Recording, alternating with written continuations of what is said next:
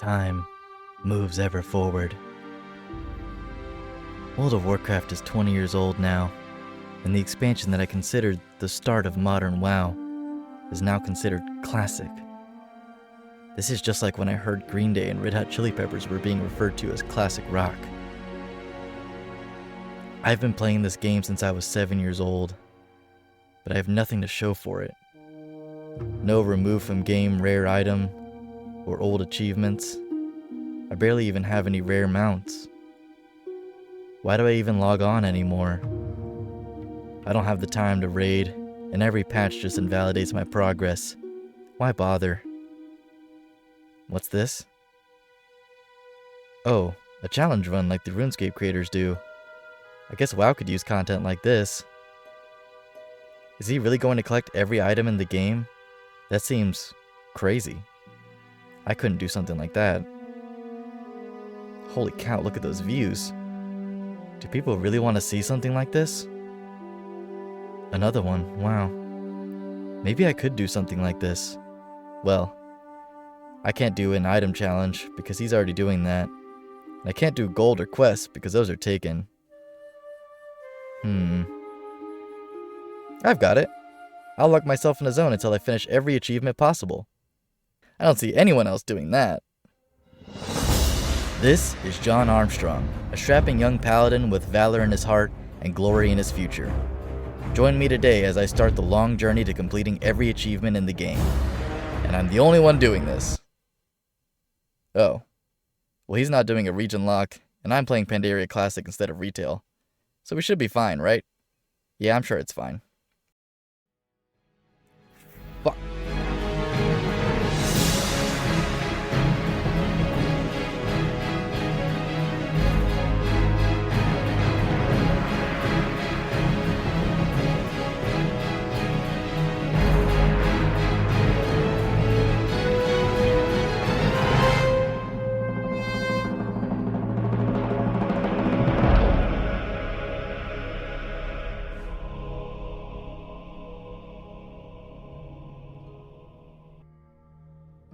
We start our journey here in Northshire Abbey. Now the Abbey isn't going to be very eventful, as there really aren't any achievements we can work on yet, so for now, let's talk about the rules for my run. Rule number 1, I can't buy things at the auction house. I'm only doing this so I can't just buy overpowered gear and plow through any challenging content. Rule number 2, we cannot enter a new zone until every possible achievement or progress for an achievement is complete.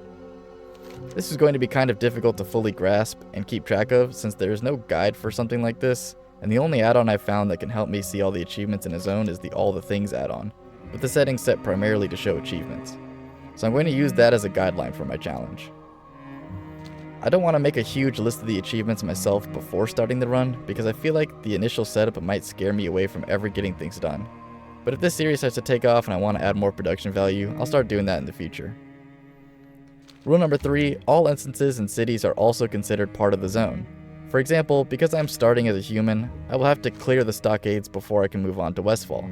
This is going to be tricky, but I have a plan. I chose to do this run in Mists of Pandaria Classic because I prefer the playstyle and scaling of Classic over Retail.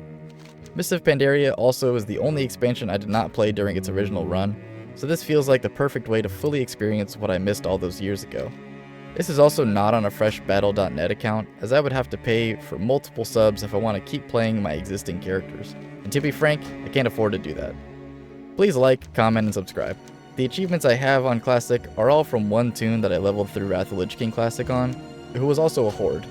So there are barely any achievements completed already that aren't just exploration or leveling achievements, which I would have gotten naturally anyway, and I plan on going out of my way to recomplete the achievements I already have unlocked for this character as well. I did not choose a race or class for any practical reason. I just like paladins a lot, and I think that no other race looks better in plate armor than the humans. Although the reputation increase from a racial passive will likely be a huge help way later in this series. Oh, it looks like we're leaving the Abbey now. It's time to really get started. So immediately upon entering Elwynn Forest for the first time, I saw the All the Things add-on light up like a Christmas tree. I was intimidated at first because this kind of looks like a wall of text. But once I dug in and read some of these, I realized most of these are just exploration landmarks, books that I need to click on, and critters that I need to show some love to. I saw that many of the books I need to find are located in Stormwind, so I decided to head over there early to make this big list a little smaller. So I picked up all the quests in Goldshire and flew over to Stormwind. I have these couple flight path nodes unlocked because I have a low-level Pandarian tune on this account, and apparently as soon as you leave their tutorial island, all of these nodes unlock for your entire account. It's a little scuffed, but overall I don't think this is a massive deal in the end. When I landed in Stormwind, I looked over at my add-on again and said, holy cow! I had figured Stormwind was already being included when I entered Elwynn, but I was very wrong. Now my simple list of things to do seemed to almost double. That is until I learned that many of these criteria are simply going to be impossible to do at my level. Things like buying tabards for other factions or for PvP, and one achievement that says I need to go fishing in Orgrimmar. I also noticed that some quests showed up on this list, but not on my Elwynn list. So at some point, I went ahead and included showing quests in my all the things settings. I figured this would ensure that I get all the Lore Master achievements. Once I gathered my bearings, I headed on over to the Stormwind Keep library to start reading some books. This took me an embarrassingly long amount of time to find all the books in one room, but eventually I found them all. After finishing up in the library, I shifted my focus over to the fishing and cooking achievements that appeared on my list. These achievements are unlocked by completing every daily quest given by some NPCs here in Stormwind. I was very confused at first because the coordinates I followed to find the fishing quest giver brought me to someone that did not have a quest available, and the add-on didn't really have any guidance on why that was. So I ran to trusty old Google. I foolishly listened to the AI overview answer that Google gave me, which told me these dailies are only available once you are at max level. I later unlocked the ability to do these quests, and I don't actually understand how I did. My guess is that I just needed to get above a certain level with fishing. I spent a few minutes leveling my fishing skill in Stormwind before I decided to return to Goldshire.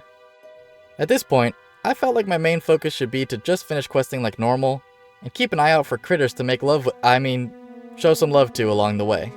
The Fargo Deep Mine. I've killed kobolds here countless times, and strangely enough on several different versions of the same game. I was ready to start mowing down kobolds with reckless abandon like a bloodthirsty maniac. Hang on, are they doing significant damage?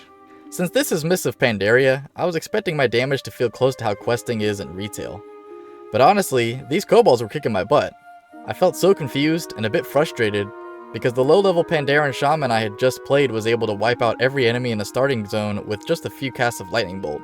These kobolds had me thinking that paladin was just the wrong move, and I was starting to think I should just re-roll and go shaman. But if I had done that, I would have to have played at Draenei, since dwarves start in Dun Morogh, which has Gnomergan, and I would rather lick the underside of a manhole cover than have to level by gathering in Dun Morogh. Oh, have I mentioned that yet? So my plan for how to clear the stockades is by leveling to the point where I can clear through it with relative ease by myself. Simple, right? But Elwynn quests stop at around level 11, is what my schizo thoughts are telling me you're saying right now. Well, possibly imaginary viewer, Pandaria was the first expansion to introduce experience for gathering professions. So I'm gonna have to farm from about level 11 to somewhere in the level 25 to 30 range. Sounds like a lot of fun, right? Well, I don't mind it much, and there are some add-ons I can use to make things feel a little better. Also, the mats I collect should sell for a fortune in the long run. What's that? Why don't I just roll Draenei since they don't have a dungeon in either of their starting areas? And I would have been able to move on to Darnassus and continue leveling through the Night Elf starting zone? Listen, I don't like playing Draenei. I think Draenei look terrible in plate armor, and their starting zones are so boring they make me want to commit crimes. Besides, nothing beats the ambiance of Elwynn Forest. The music, the trees, the enemies, the quests. This zone is such a masterpiece that even the Cataclysm barely touched it. Yes, I could have also gone with a different class entirely and played either Night Elf or Worgen, but the Night Elf starting zones are also boring as hell, and the Worgen are dumb, smelly, and furry. Anyway, I learned later that Paladins are fine. Blizzard had just decided to make them practically not a real class until you hit level 10 and choose your spec. Depending on the spec you choose, you're given a passive that massively buffs you in a specific way. I chose Ret Paladin for now because it would make killing enemies significantly easier, but I'm probably going to switch to Prot whenever I start attempting stockades. After finishing up in the mines and beating Goldtooth's ass with some onlookers to cheer me on, I made my way over to the Stonefield farm to kill Princess. She's a level 9 boar and I was only level 6, but I could easily kite her by jumping over the fence nearby and hitting her with judgment. And with that big ham taken down, I felt the need to treat her children to the same cold, heartless demise. Because again, I'm a bloodthirsty maniac. Nothing else interesting happened for a while after that, but I remembered that in Mists of Pandaria, we got one of the best systems of modern WoW. Battle Pets. There are a massive amount of achievements related to Battle Pets, and I need to start now and keep up with them for the entire series. I didn't have enough money to buy the little cat pet sold by this NPC. I thought all was lost, until I checked my collections and realized I somehow had 2 Battle Pets already. This was perplexing, because as I said before, I haven't played since Wrath of the Lich King, and the only other tune I have on this account is a Pandarian that has barely left the starting zone. I have no idea where these pets came from, but I'm glad they are here to help me with my next challenge. Remember to like, comment, and subscribe to catch the next episode, where I start a cockfighting ring in Elwynn Forest, and gamble all of my life savings away to afford a toy robot to give to my girlfriend.